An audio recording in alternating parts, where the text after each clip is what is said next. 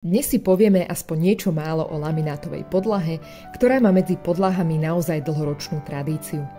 Pri lamináte môžeme stále hovoriť o prírodnom zložení, keďže jej základom je HDF doska, teda drevovláknitá doska lisovaná pod vysokým tlakom. Ďalšou vrstvou je papier s vybraným dekorom chránený priehľadnou vrstvou. Posledná vrstva je protiťahová, ktorá vyrovnáva pnutie jednotlivých vrstiev lamely a tiež tvorí čiastočnú ochranu proti vlhkosti. Medzi našimi podlahami nájdete vodoodolnosť od 24 do 72 hodín a taktiež podlahy s navoskovanou hranou.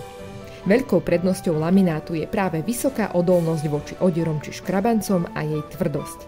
Preto je vhodná do viac zaťažovaných priestorov či k domácim miláčikom.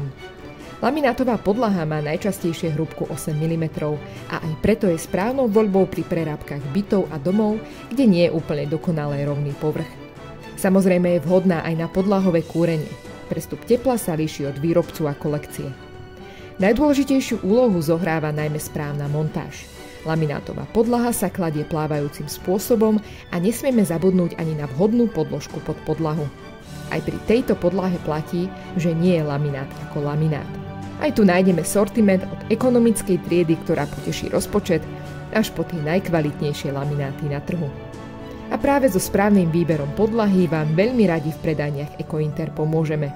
Nezabudnite nás sledovať.